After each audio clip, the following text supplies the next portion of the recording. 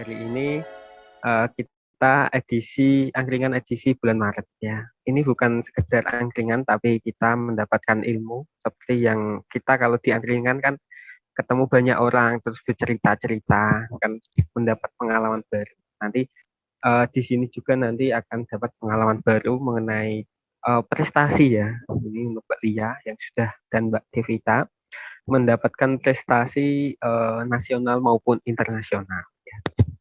Dan walaupun ini hanya sekedar angkringan, walaupun kita mengajak orang yang pesannya apa, ngajak ngopi tapi mestinya es teh ya,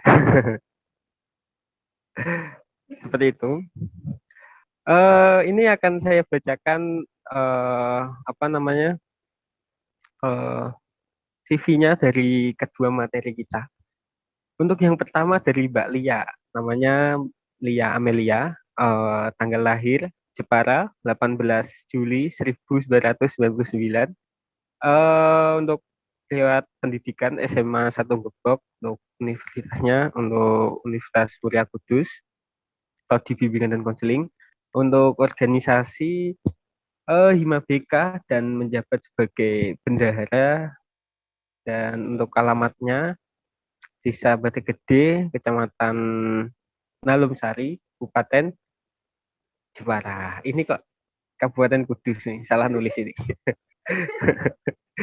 Oke, untuk prestasinya sendiri untuk Mbak Lia pada tanggal 18 Desember 2020 ya, mendapat ITWASPO Indonesia International Athlete Science Project Olimpiade. Dan yang kedua ISIF International Science Innovation Fair. Oh ya, yang pertama tadi mendapatkan medali emas. Hebat juga.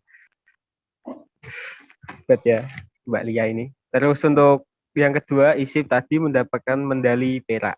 Dan yang terakhir yaitu OCIP mendapatkan medali emas juga. Oke. Dan untuk pemateri yang kedua ini Mbak Devita Ahyani ya. Sudah kenal mungkin ya, Wakil Ketua HIMA. Untuk tempat tanggal lahirnya Kudus 27 Februari 2002. Untuk SMA-nya sama dengan Mbak Lia. Wah, ini SMA 1 Gebek ya. Untuk prodinya sama, bimbingan dan konseling, organisasi, Hima BK, dan menjadi wakil ketua sudah tahu semua ya. Untuk organisasi lainnya yaitu Teater 3 Koma. Untuk alamatnya Daren Nalumsari Ciwara. Loh, kok sama ini ya. Untuk juaranya silver medali ITWASPO sama dengan Mbak Lia, dan kemarin baru dapat juara juga untuk short movie ya, menjadi peran utama Mbak At ya. Oke, juara 1 nasional. Selamat. Silahkan ke materi ya untuk Mbak Lia dan Mbak Devita Ahyani. Saya persilahkan untuk menyampaikan materi yang akan disampaikan untuk hari ini. Untuk waktu dan tempat saya persilahkan.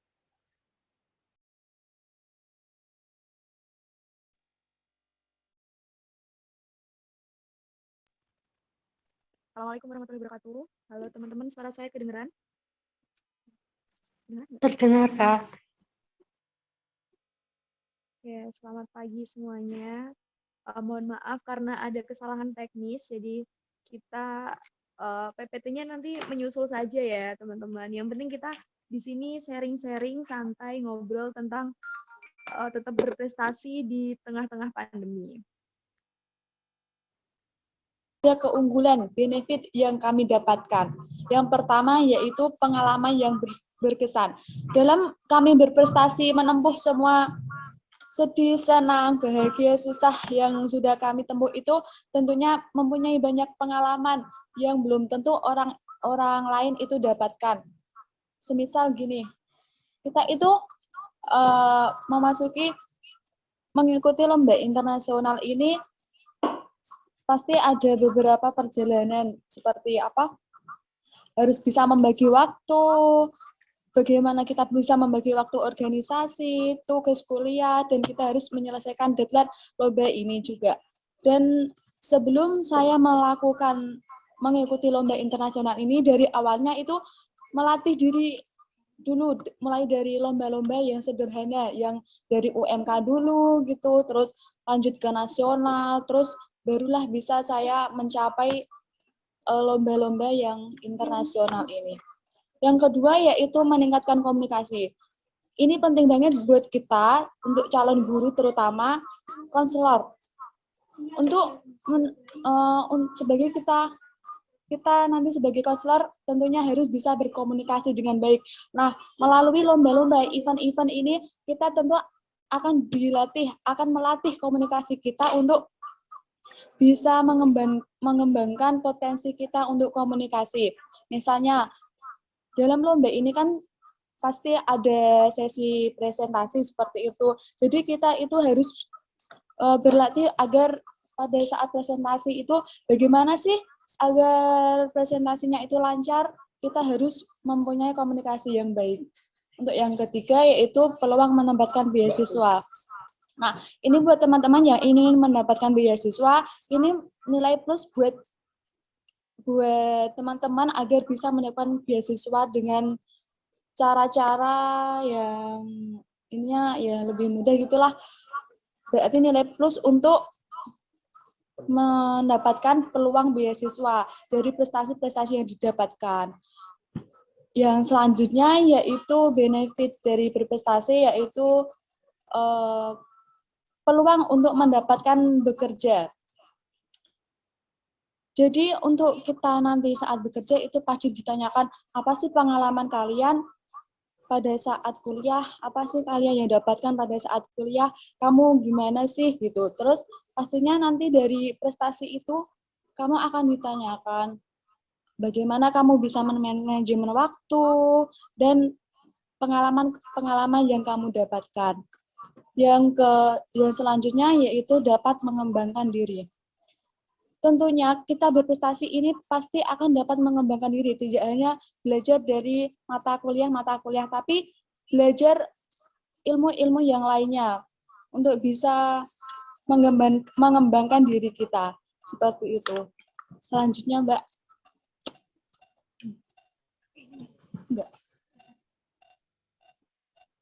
Nah, dari mana sih agar kita bisa mendapatkan informasi tentang event-event yang nasional maupun internasional? Buat teman-teman yang ingin mengikuti lomba-lomba nasional, event-event nasional maupun event-event internasional, bisa menghubungi kami di Hima BK, terutama di Departemen Minat Bakat dan Ilmu Pendidikan, dan juga di P3BK di Reading Corner Gedung N lantai 3. Bisa juga menghubungi saya dan juga Mbak Devita agar bisa mengembangkan Reading corner-nya lantai Gedung N lantai 4. Iya, betul. tadi bilang lantai 3. Oh iya, maaf tadi itu reading corner-nya itu di Gedung N lantai 4. Seperti itu. Lanjut, Mbak. Apa itu? Lanjut. Nah, ini beberapa teman-teman yang dari Prodi BK yang sudah mendapatkan prestasi. Dari yang paling kanan itu Mbak Devita sendiri, kemarin yang sudah mendapatkan silver medal dari event IASPO. Yang di tengah itu Mbak Zulfa Nurul Umah juga mendapatkan bronze ya Mbak Devita ya. Bronze di event IASPO juga. Yang paling bawah itu Mas Icat dan Mas Jumanto. Mas Icat dan Mas Jumanto itu berasal dari semester 4. Itu kemarin mendapatkan silver medal di event ISIF dan juga gold medal di Bronze medal di IASPO. bronze ya. Oh iya, di bronze, mendapatkan bronze medal di IASPO.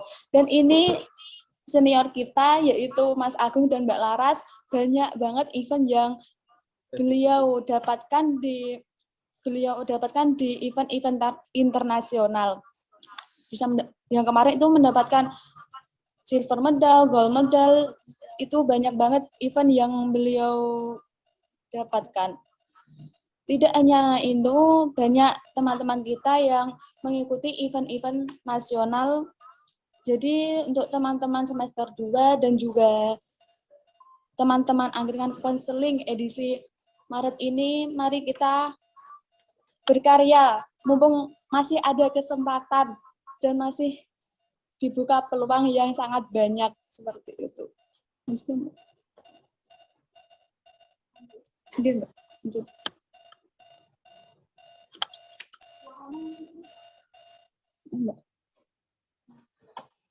Baik, ini beberapa tadi Mbak-Mbak dan Mas-Mas yang mendapatkan prestasi.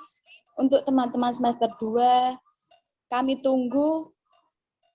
Mari kita bergabung, mari kita berkarya bersama agar kita bisa mengembangkan diri kita, bisa meningkatkan kualitas prodi bimbingan dan konseling bersama-sama.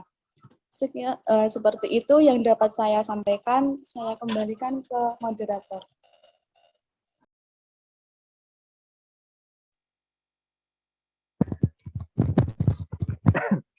Terima kasih kepada Mbak Lia ya dan Mbak Devita sudah menyampaikan pengalaman ya.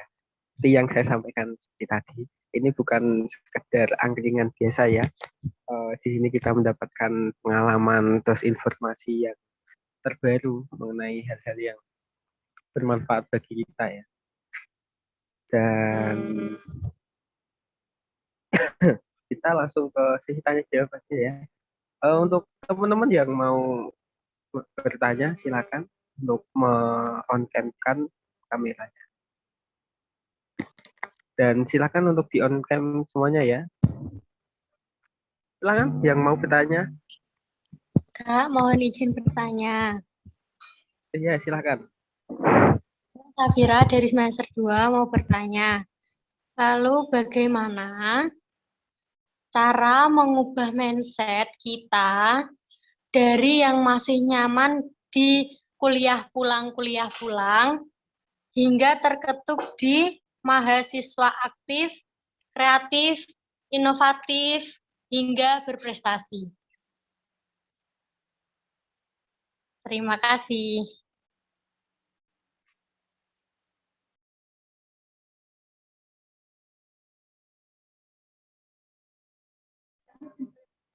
Oke, terima kasih Bu.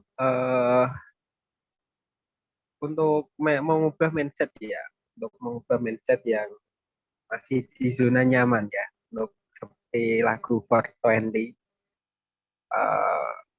zona nyaman. Oke, Mbak. Silakan untuk Mbak Lia atau Mbak Divita untuk tanya atau mau menjawab atau mau teman-teman mau ya langsung nambah pertanyaan atau ini dijawab dulu. Silakan kalau mau yang bertanya lagi.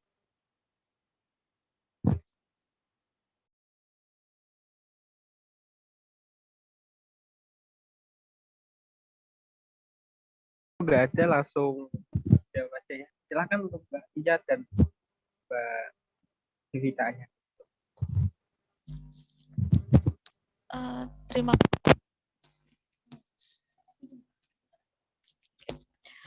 bagus banget pertanyaan dari tadi Mbak Safira ya.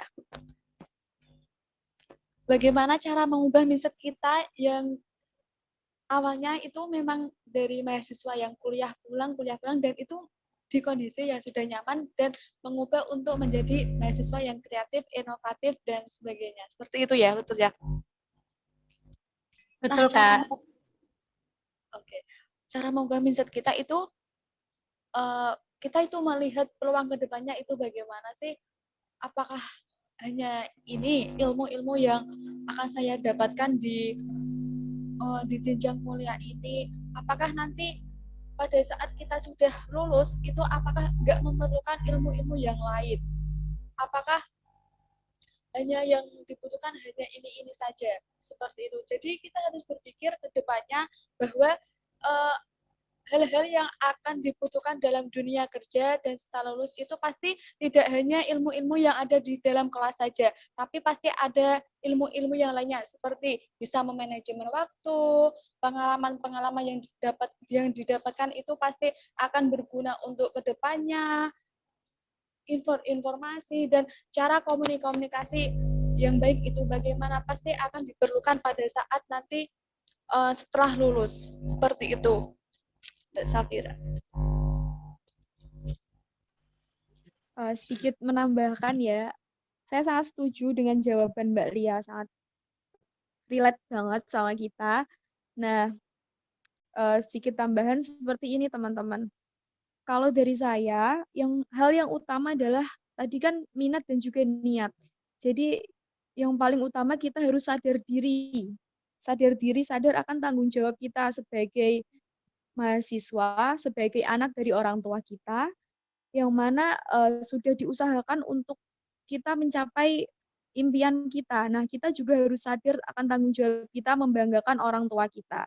Nah, dari situ nanti teman-teman juga bisa membedakan ya nanti untuk mencapai hal itu, untuk membanggakan orang tua, apakah cukup dengan kuliah pulang, atau ada sesuatu yang harus kita upayakan lebih dari itu.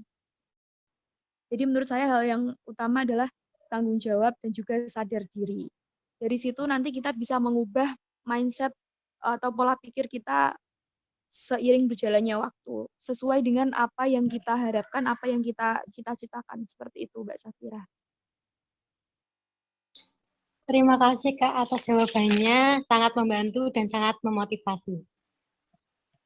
Oke, semangat. Terima kasih Mbak Lia dan itu jawab dari dua mbak ini ya. Ya. Untuk teman-teman ada yang mau bertanya? Ada. Yuk, tanya. Ya, silakan. Namanya, terus siapa, semester siapa? Fatimah, semester 2. Untuk pencapaian tadi, pencapaian mengikuti event-event nasional, mengikuti lomba dari UMK dulu. Contohnya kemarin dari saya sendiri ya, saya mengikuti PKMPM. Namun di Kodar belum lolos. Mungkin atau mungkin berhenti di tingkat UMK, ataukah bisa melangkah ke event selanjutnya. Yang pertama. Yang kedua, bagaimana cara mengatasi apabila dalam mengikuti event-event nasional tersebut terkena kendala ekonomi atau keuangan. Tadi sudah dijelaskan, membagi waktu, oke. Minat, niat, utama, oke. Deadline, tenaga, pengorbanan tenaga, harus, oke. Tapi untuk biaya bagaimana? Apakah itu mengeluarkan ekonomi atau bagaimana? Terima kasih. Ada 2 pertanyaan saya.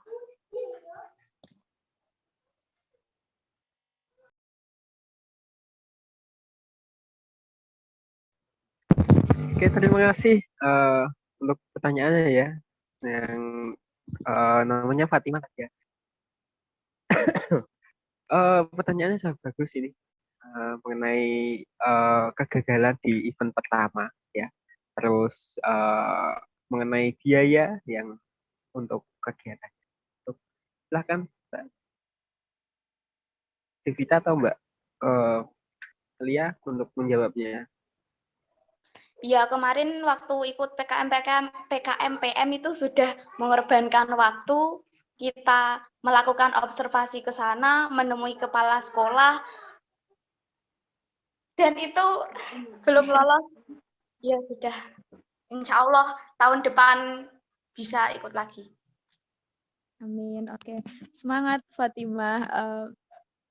Gini, di sini bukan berarti saya dan Mbak Lia dan juga teman-teman itu tidak pernah mengalami kegagalan, teman-teman. Jadi di balik keberhasilan selalu ada kegagalan. Karena gagal itu adalah berhasil yang ditunda. Tapi kalau kita setelah gagal tidak melakukan, untuk pertanyaan yang pertama, ketika gagal di universitas, apakah bisa lanjut ke event nasional ataupun internasional atau tidak? Jawabannya bisa. Kalau dari saya bisa. Tergantung teman-teman, sebenarnya kita bisa melakukan apapun yang kita mau. Jadi hal utamanya adalah mau atau tidak. Ketika gagal PKM, Mbak Fatimah itu mau atau tidak kalau melanjutkan ke event nasional atau internasional? Pertanyaannya seperti itu. Gimana Mbak Fatimah? Itu pastinya tentunya mau. Saya mencoba langkah PKM-PM itu juga untuk melangkah ke jenjang selanjutnya gitu, Mbak. Nah, ketika PKM-PM kemarin belum diterima oleh pihak universitas, sekarang apakah masih punya niat untuk melanjutkan ke event nasional atau internasional, atau justru sudah putus asa sebelum berjalan? Putus asa itu tidak tetap, Mbak. Semangat iya. Oke, mantap. Doa sih pasti buat saya. Iya, mantap. Jadi kita tunggu ya, kami tunggu bergabung di bersama kami untuk mencapai prestasi-prestasi nasional maupun internasional. Tentunya tidak lupa kita harus selalu berusaha dan juga berdoa. Untuk yang kedua, kendala ekonomi. Nah, di sini saya dan Mbak Lia juga bukan mahasiswa yang suka hahaha menghambur-hamburkan uang gitu. Bukan Sultan. Bukan sultan. Bukan anaknya sultan. Justru kami berusaha untuk meminimalisir pengeluaran. Tentu saja tujuan kami mendapatkan prestasi ini kan juga membanggakan orang tua dan juga tidak menyusahkan orang tua untuk minta uang ini, minta uang itu untuk mengikuti event-event. Jadi kita mengusahakan untuk mendapatkan fasilitas dari kampus. Ini merupakan salah satu dari penjelasan tadi mengenai memanfaatkan fasilitas. Jadi fasilitas yang diberikan kampus, ketika kita mampu teman-teman, ketika kita bisa memiliki potensi untuk mencapai hal itu, kita tidak mungkin ditolak oleh kampus. Jadi kampus akan mengusahakan ketika kita juga berusaha. Insya Allah kendala ekonomi bisa diatasi selagi kita mampu berusaha. Seperti itu. Mungkin ditambahkan Mbak Lia? Baik, Mbak Devita. Betul banget yang dikatakan Mbak Devita itu tadi ya. Jadi tadi kan Mbak Fatimah katanya kan itu nggak lolos seleksi di seleksi internal PKMP ya, betul? Sama. Iya, Mbak, belum lolos. Sama seperti saya juga dulu seperti itu. Beberapa membuat PKM juga nggak lolos, tapi nggak apa-apa. Saya dulu pengalaman itu, saya ikut PKM itu malah diajak ngikut sama kakak tingkat gitu, ngikut dulu, dan nggak lolos juga nggak apa-apa. Event-event nasional maupun di internal juga banyak banget yang nggak lolos, tapi kita harus tetap semangat, berusaha dan berdoa agar bagaimana sih kita bisa lolos dalam event-event tersebut. Jadi tetap bersemangat dan jangan pantang menyerah dan harus banyak-banyak mencari informasi. Dan tekad kita untuk bisa mengikuti itu harus benar-benar ada niat dan jangan pernah putus asa. Untuk yang kedua yaitu kendala ekonomi.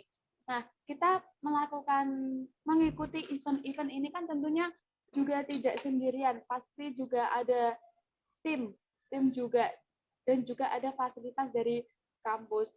Tentunya kita bisa mengajukan proposal dan sebagainya. Pasti ada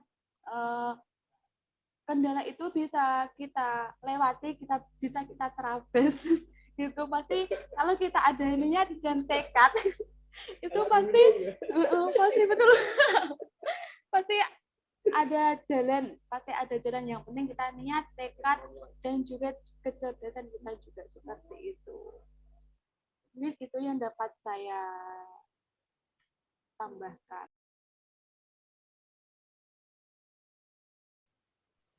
Ya. Oke teman-teman, ada yang ya. Terima kasih Mbak Lia ya. Teman-teman ada yang mau bertanya kembali untuk ini waktunya ada. Silahkan untuk dua penanya. Ada Kak. Ya, silakan. Eh, saya Dewi. Gimana On sih cam-nya. caranya kalau misalnya Sebelumnya on cam dulu ya. Oke, gimana sih silahkan. caranya kalau misalnya kita punya potensi ya yang di salah satu bidang yang kita jalanin atau lagi dipelajarin, tapi orang tua kita itu nggak ngizinin karena ragu sama kita. Nah, itu cara bilang ke orang tua itu gimana ya Kak kalau misalnya kita bisa ngejalanin itu buat ngasih percaya ke orang tua biar diizinin gitu. Terima kasih.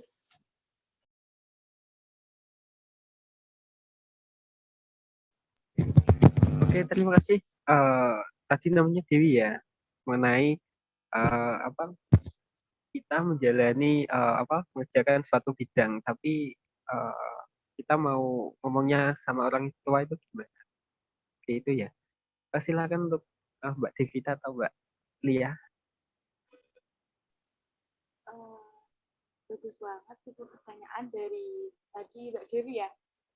Kalau boleh tahu bidangnya yang ditekuni itu apa?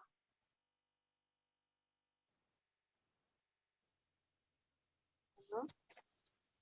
Oke, itu saya pernah bidang olahraga sih, Kak. Oh, bagus. Oke, jadi menurut masukan dari saya itu kalau Mbak Dewi mempunyai potensi untuk mencapai prestasi tapi orang tua tidak diperbolehkan, kita cobalah membuktikan terlebih dahulu. Kalau bapak atau ibu, kalau bapak atau ibu itu percaya kepada saya, insya Allah saya akan membuktikan kepercayaan bapak ibu agar saya bisa menjalani dan menekuni potensi dan untuk bisa mencapai keberhasilan prestasi yang potensi yang saya tekuni itu. Intinya tuh kita pembuktian lah kalau kita itu bisa ada di potensi itu, bisa berhasil di potensi yang kita tekuni itu. Seperti itu. Lanjut kalau Dek Devita ada yang ditambahkan. Iya, sedikit menambahkan pertanyaan yang sangat bagus Mbak Dewi. Sedikit cerita ya, dulu itu saya suka sama kegiatan teater. Nah, seperti yang kita tahu, latihan teater itu dari pagi sampai malam gitu. Dari SMA, saya suka teater dari SMA sampai lanjut ke sekarang. Dulu orang tua saya kurang setuju karena mengkhawatirkan kondisi saya mungkin ya, karena latihannya harus sampai malam-malam, padahal kan cewek gitu. Udah sekolah, masih teaterannya ya teman-teman, jadi tidak mengecewakan orang tua. Nah, dulu tidak diizinkan, lalu saya masih berusaha untuk tetap berlatih sendiri meskipun tidak diizinkan untuk berangkat latihan. Jadi ketika itu saya pentas. Nah, ketika pentas itu orang tua saya tidak mengetahui prosesnya. Ternyata beliau mengizinkan karena melihat oh ternyata anak saya mampu, ternyata memiliki potensi di bidang itu. Dan setelah itu saya memberikan gambaran positifnya dari kegiatan yang saya ikuti itu bukanlah kegiatan yang negatif. Nah, dari situ orang tua saya lebih percaya, mendukung, dan sampai sekarang juga mendukung saya mengikuti kegiatan-kegiatan teater yang tentunya saya sukai. Seperti itu, Mbak Dewi. Baik, Kak. Terima kasih. Kembali kasih. Semangat ya. Semangat untuk teman-teman ya, untuk pembuktiannya. Selanjutnya ada yang mau bertanya kembali? Saya mau bertanya, Kak. Oh, silakan. Untuk kameranya bisa di on cam kan? Oke. Saya Ramadan Abdurrahman Wahid dari semester 2. Jadi saya mau bertanya, bagaimana proses mengikuti dari kegiatan lomba dari UMK nasional maupun internasional. Jadi apa saja gitu Kak prosesnya dari pendaftaran, terus pastinya kan ada syarat-syarat. Syarat-syaratnya itu mungkin yang dibutuhkan seperti apa, terus seleksi yang bagaimana sampai kita mengikuti lomba itu sendiri gitu Kak. Bagaimana? Terus yang kedua itu apakah kita harus join apa itu namanya seperti organisasi seperti Hima atau BEM untuk mengikuti lomba-lomba di UMK setingkat nasional ataupun internasional gitu Pak. Terima kasih.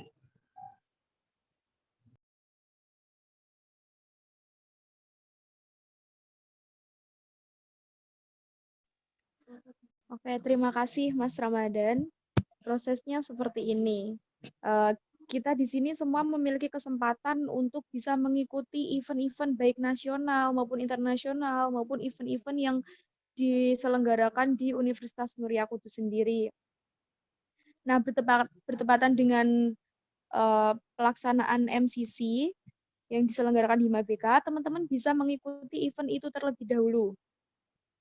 Yang sudah di-share di grup LKMM itu, teman-teman bisa mengikuti event itu, event nasional, dan nantinya teman-teman yang berminat untuk mengikuti event internasional bisa bergabung bersama kami, bisa menghubungi mungkin saya pribadi atau Mbak Lia pribadi, atau juga bisa melalui HIMA-BK. Jadi HIMA-BK ini menjadi wadah penyalur potensi teman-teman untuk pendaftar. Kalau teman-teman mau gabung itu masih nunggu di semester 3, tapi kalau teman-teman memiliki potensi untuk mengikuti event-event baik nasional maupun internasional, teman-teman bisa menghubungi HIMA-BK. Seperti itu. Sementara event yang paling dekat ini ada MCC tadi teman-teman. Silakan diikuti karena itu juga bisa mengembangkan potensi teman-teman. Dulu juga saya masih semester 1 atau 2 juga mengikuti event GAC Cup yang diselenggarakan HIMA-BK di cabang lomba debat. Nah, setelah itu saya bisa mencari informasi-informasi event nasional maupun internasional melalui HIMA-BK dan juga kakak tingkat yang sudah mengikuti event-event tersebut. Seperti itu. Bisa ditambahkan, Mbak Lia?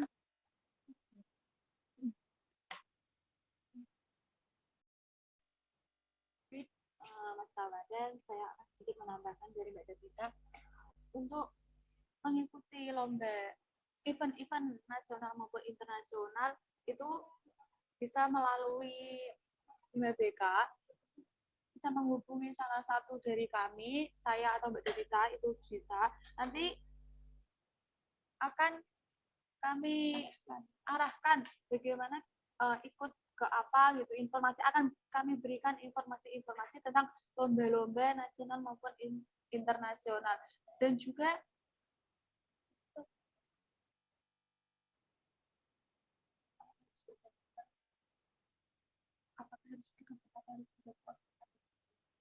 kalau untuk yang kedua itu apakah harus bergabung organisasi dulu atau enggak, itu sebenarnya enggak, tapi kalau sebisa mungkin itu iya, karena kita di situ melatih manajemen waktu dan bisa berbagi informasi itu dari kakak-kakak teman-teman HIMA-BK. Itu rata-rata yang mengikuti event itu ikut di HIMA-BK seperti itu. Jadi informasi itu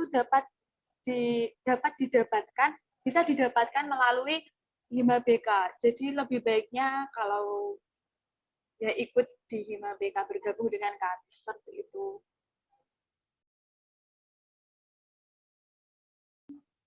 Ya, sedikit menambahkan ya teman-teman. Untuk prosesnya dari teman-teman untuk mengikuti lomba bisa ke nasional terlebih dahulu ya. Untuk yang mudah atau nanti kan ini ada event dari kita ya, menambahkan kita kan juga menseleksi ya dari teman-teman juga, teman-teman memiliki bakat apa. Nanti kalau memang cocok, nanti kita bisa arahkan untuk kegiatan lomba-lomba selanjutnya yang di luar di UMK. Dulunya saya seperti itu juga. Saya mengikuti lomba. Kalau offline lebih enak karena apa? Kita bisa langsung ke tempatnya langsung. Saya dulu langsung ke Kediri ya, sampai ke Kediri, sampai ke Jogja juga di OAD. Seperti itu. Untuk masalah organisasi. Untuk teman-teman, ini kan juga teman-teman generasi dari Hima juga kan, minta tolong untuk eh, bisa mengikuti Hima juga. Biar apa, kita ada benernya gitu. Dan apa ya, bukan saja kita juga memiliki relasi atau teman yang banyak dari mengikuti Hima-Hima seperti ini. Bukan saja dari eh, lingkup prodi, tapi juga di luar prodi. Ya, seperti itu. Untuk teman-teman ada yang mau ditanyakan lagi? Silahkan, saya kasih 2 pertanyaan lagi ini untuk penanya, 2 penanya lagi. Silahkan.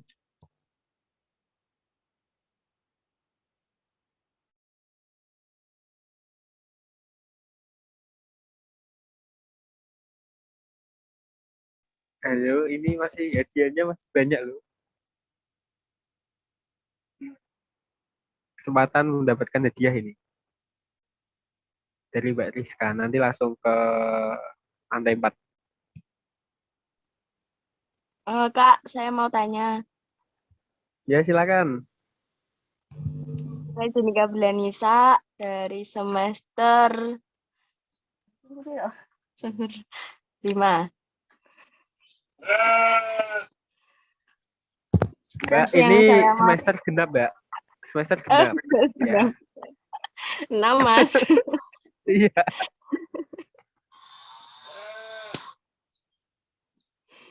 Yang saya mau tanyakan tentang manajemen waktu. Untuk mengikuti lomba atau event kan pastinya ada manajemen waktu. Nah, kalau seperti Mbak Lia kan juga kerja, juga masih kuliah, ada tugas-tugas juga.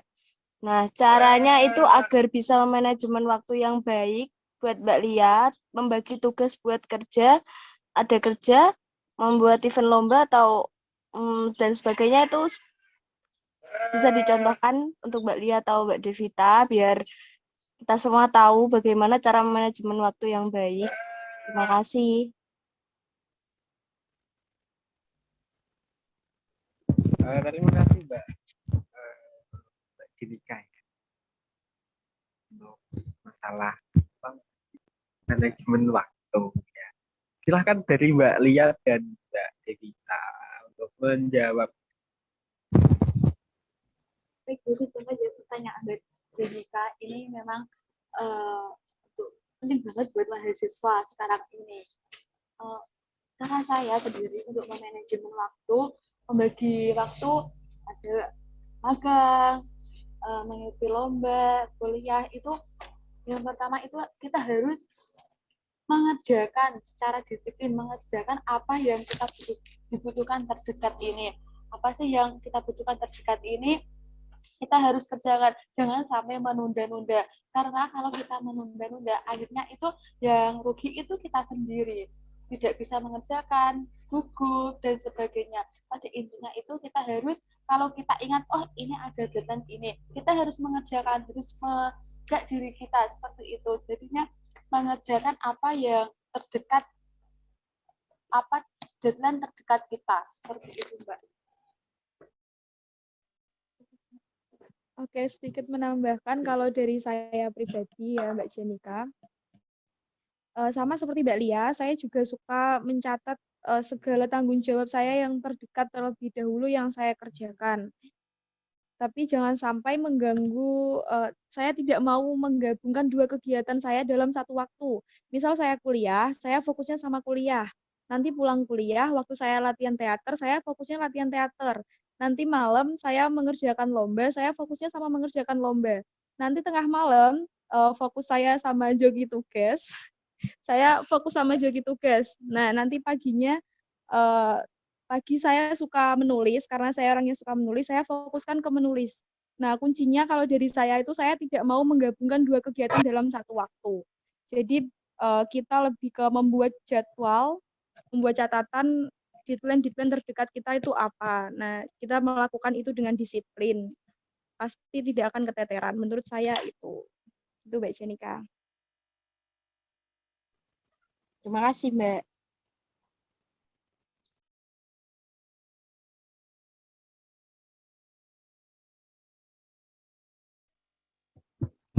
Ya, terima kasih ya Mbak Dia dan Mbak Gita. Tinggal satu pertanyaan, silahkan untuk teman-teman yang masih ada yang ditanyakan kembali.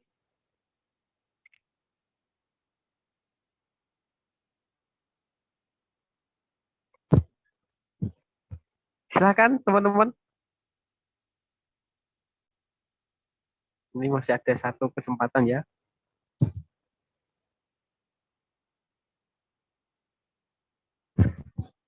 Yuk, tinggal satu pertanyaan.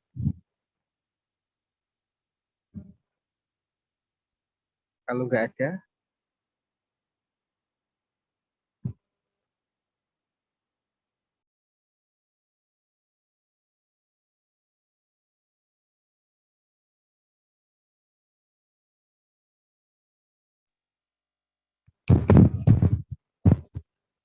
ya teman-teman yang mau bertanya silahkan. Kalau nggak ada, saya yang tanya ya. Boleh? Oh iya, Mbak Rizka. Silahkan Mbak, boleh Mbak. Boleh-boleh banget. Boleh banget, oke. Saya mau tanya, ada nggak sih kendala yang dialami oleh Mbak Lia sama Mbak Devita terkait dengan pelaksanaan lomba, terus hal-hal yang di balik layar itu, apakah ada kesulitan nggak sih, hambatan gitu, bisa di-sharing ke kita, silahkan. Makasih.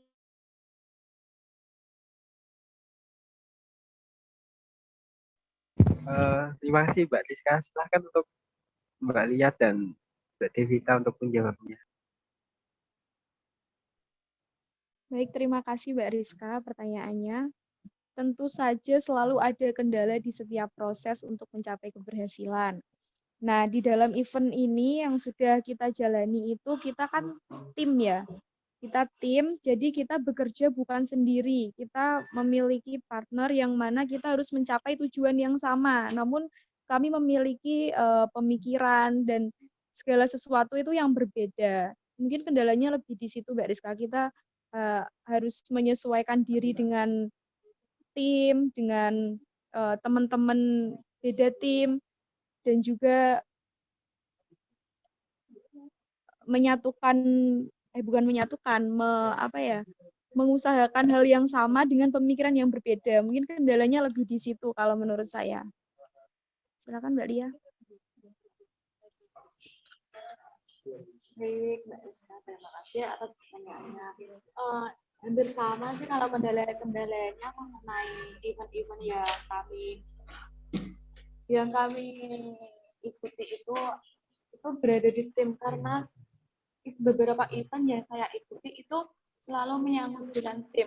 Banyak kendala-kendalanya, terutama beda pikiran, kadang rumah-rumah yang jauh dengan apa kita perlukan apa tapi kita tidak bisa ketemu seperti itu, terus waktu juga itu. Dan oleh karena itu dalam mengikuti event-event ini kita harus memiliki manajemen waktu yang baik. Jadi kadang kendalanya itu udah deadline beberapa ini tapi kita ada yang belum kerjakan, seperti itu Mbak. Artinya kendalanya di satu pemikiran yang sama tapi kita beda-bedakan, harus menyatukan pemikiran itu. Seperti itu Mbak.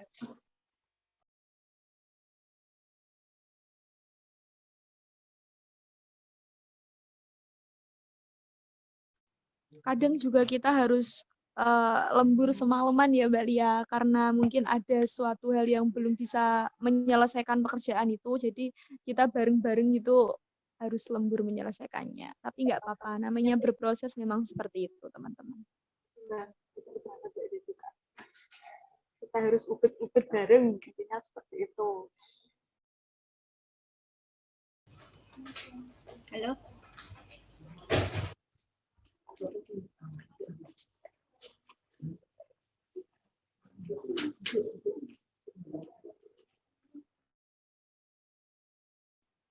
Oke, baik teman-teman, untuk semester 2 dan teman-teman angkringan yang ingin mengikuti event-event seperti yang kami ikuti, nanti bisa langsung kontak person kepada kami.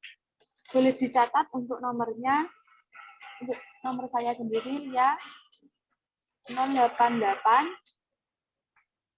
228 995 606. Saya ulangi ya. 088 228 995 606.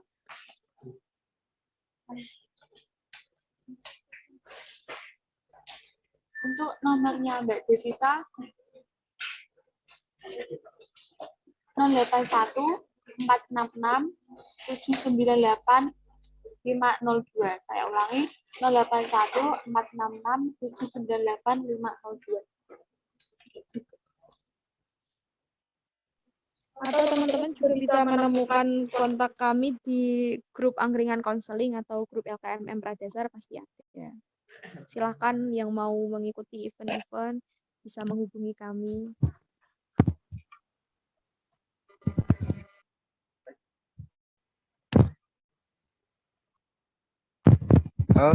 Sekian ya untuk kegiatan untuk hari ini. Untuk kesimpulannya ya, untuk di masa pandemi ini kendala untuk kita berprestasi ya, dan kita harus mengubah mindset diri kita untuk melakukan sebuah perubahan untuk menjadikan diri kita berkembang, bukan saja mengenai materi perkuliahan tapi juga di luar perkuliahan ya, seperti yang disampaikan oleh Mbak Lia tadi untuk mengenai prestasi untuk di masa pandemi ini.